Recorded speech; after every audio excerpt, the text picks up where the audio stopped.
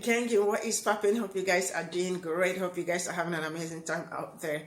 Welcome to today's music reaction with Tim Star. If this is your first time of tuning in, thank you so much for tuning in. If you love good music, you love to discover new artists, new talent, I would say you are at the right place. And you know what?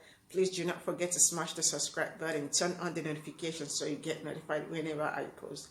And please give this video a thumb up. I appreciate that. Please, I want to for everybody that requested for a song from the Beatles, please, I want you to be patient because I don't know, I think they recently started this. Normally they approve their songs without any delay, but now I think it's taking time. So I've got a whole lot of songs that I'm waiting for. I'm waiting for them to approve. So as soon as they approve, then trust me, I will bring them back to you all. All right, so on today's reaction, I will be reacting to 10 interesting facts about the Beatles here, there, and everywhere. You all already know how we do it. We go straight and see what they got for us. So straight up, here we go. The Beatles' Here, There, and Everywhere is considered one of the most romantic love songs ever written and expressed that unmatched feeling of the falling part of falling in love. Existing as Paul McCartney's proudest composition, Here, There, and Everywhere is lush with harmony, longing, and adoration for the greatest thing you'll ever learn, just to love and be loved in return. So today we're going to show you 10 very interesting facts about the Beatles' Here, There, and Everywhere.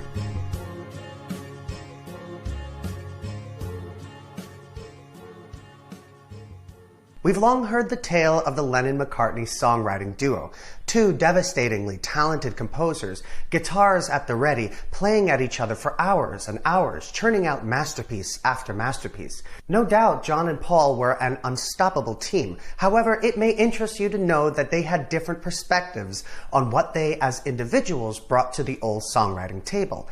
John Lennon gives us an idea by saying, "There was a period when I thought I didn't write melodies, that Paul wrote those and I just wrote straight, shouting rock and roll. But of course, when I think of some of my own songs in my life or some of the early stuff, This Boy, I was writing melody with the best of them." That was from an interview with John months before his death, and it's quite evident he was still reeling from his insecurity.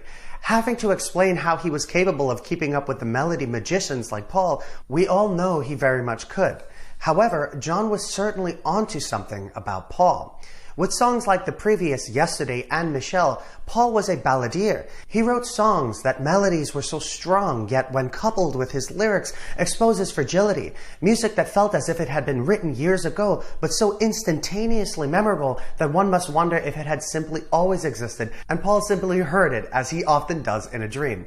Here, There, and Everywhere is, I believe, the quintessential evidence that Paul McCartney's contribution to the Lennon-McCartney writing team was that undefinable quality of what makes a song timeless.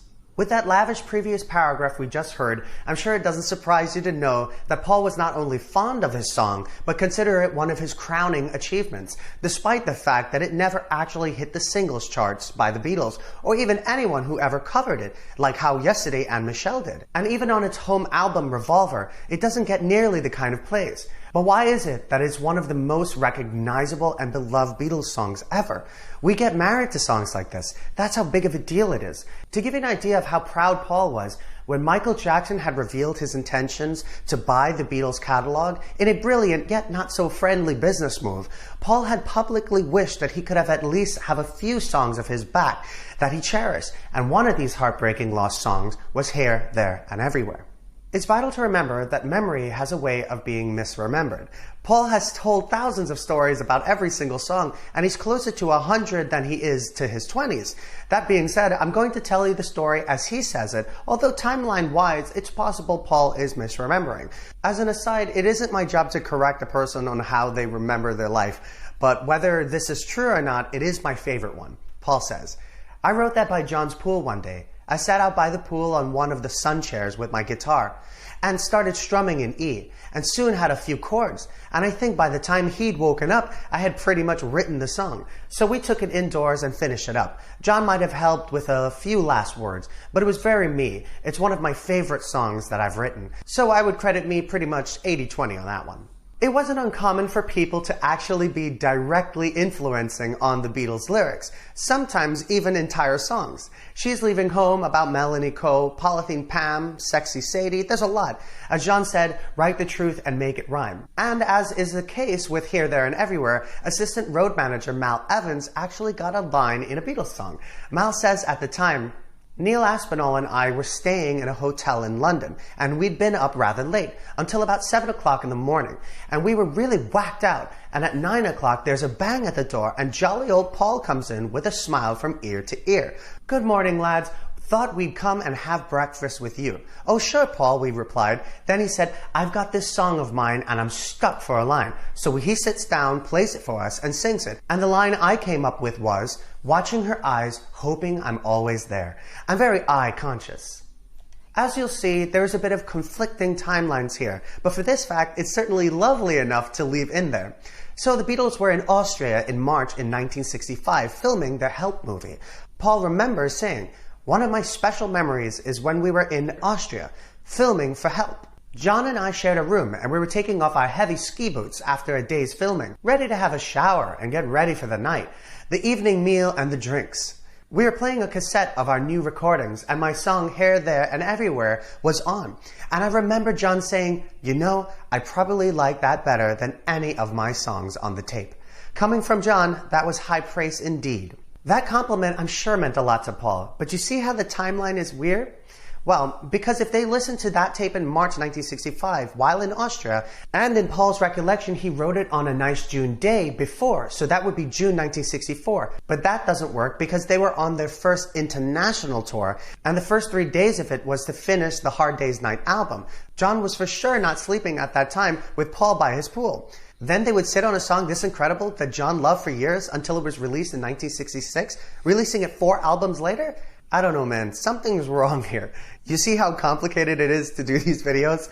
What I'm thinking is Paul wrote it in June 1966, just in time for Revolver, and misremembering what song they listened to on the cassette the year before in Austria. Could have been yesterday or something. But either way, Paul got a compliment from John, which is pretty groovy. As for influences, 2 very big players come to mind. Firstly, Jane Asher, Paul's girlfriend at the time, and of course, across the sea, the incredible Beach Boys were releasing an absolute showstopper album entitled Pet Sounds. Paul was able to attend an early listening party for Pet Sounds, and it is said he took great influence from the genius of Brian Wilson's chord structures and melody, and used that inspiration for his chords when writing Here, There, and Everywhere. That album was also released in 1966, so the Austria and 1964 story is seemingly even more implausible. Anytime I get to talk about George Martin, I swear I cannot help but smile. Every musician needs a person like that in their life, unless you're Jeff Lynne. It's hard enough writing a song that doesn't suck. Now I have to be an audio engineer? It's all too much. But thankfully, the Beatles had George Martin, and he was integral to much of the song, especially those wonderfully haunting vocal harmonies. The Beatles, being influenced by the Beach Boys, dug in deep competitively to get their vocals up to snuff. Jeff Emmerich recalls how producer George Martin's contributions were no small matter. Jeff says, George's real expertise was, and still is, vocal harmony work. There's no doubt about that. That is his forte, grooming and working out those great harmonies. George Martin, ever so humble, says, the harmonies on that are very simple, just basic triads, which the boys hummed behind and found very easy to do. There's nothing very clever, no counterpoint, just moving block harmonies. Very simple to do, but very effective. Triads meaning the 3 notes that make up a chord, being the first, third, and fifth notes in a scale. So put them all together and you get this.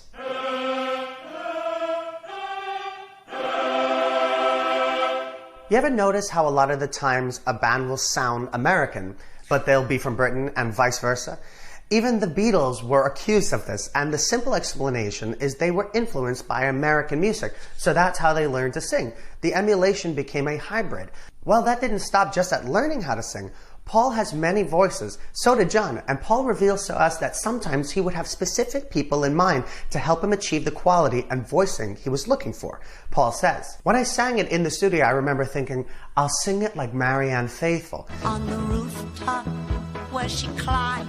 Something no one would ever know. You get these little things in your mind. You think, I'll sing it like James Brown might. Get on up, stay on the scene. Get on up. But of course, it's always you that sings it. But in your head, there's a little James Brown for that session.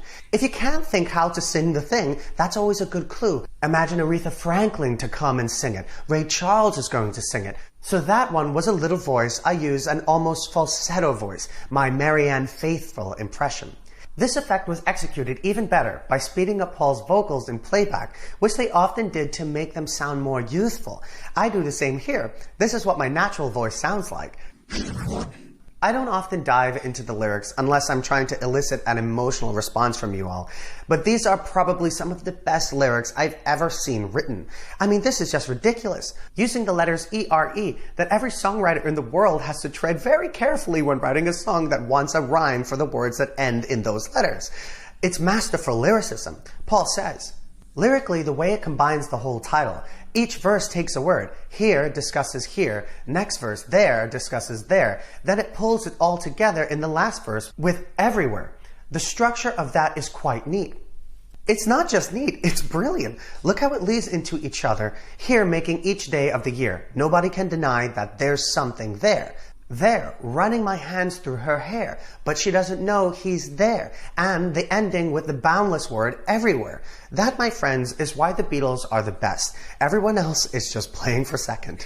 I have been at this point harassed by people who say I'm biased towards John, then Paul, then George. Funny, no one ever says Ringo. He's obviously the objective best one. But that must mean I'm doing a good job of not being biased. Like many things, I like to take a holistic approach.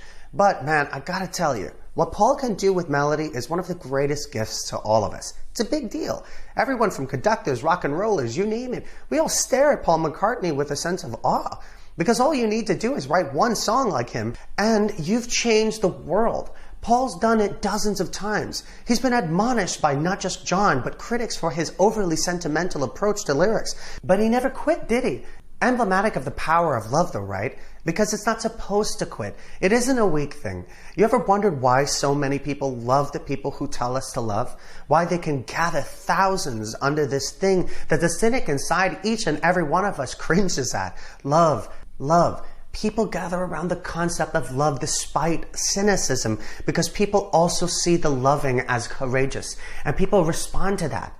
And it takes a brave person to talk about love, let alone write a song about it. And he said, to lead a better life, we need our love to be here. Before you go off and do whatever it is you're going to do, I just want to thank you for your submissions for the Long Gone Days project. If you're unaware, it's a new single I'm releasing, and the music video is a time capsule of you and the people you love. Each frame containing an image and a short blurb that expresses your love for someone. It can be anyone. I look at it like a spell, an incantation. You fill a house with ghosts, and it will certainly be rendered haunted, right? Then what if you fill a vessel with love and happiness? Surely it will be a powerful charm. That's the hope, at least.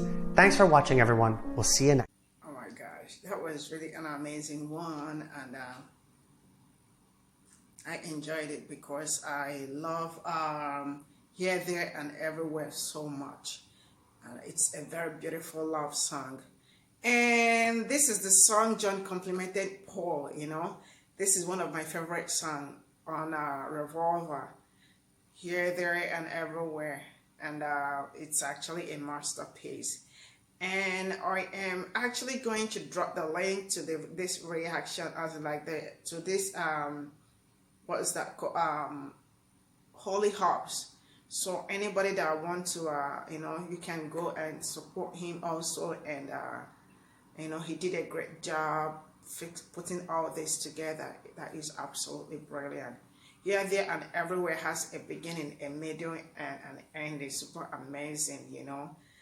It is one of the most perfectly written lyrics and truly next level. It is just pure poetry, you know. What to say? I want to say a very big thank you to the Holy House for putting this together. Please, guys, feel free to add your own facts. I will be in the comment section watching. Hey, gangin', thank you so much for your support. Thank you so much for all you do for me. I really do appreciate you all. And from me to you, here we'll go. See you all in my next reaction. And you know what? Bye for now.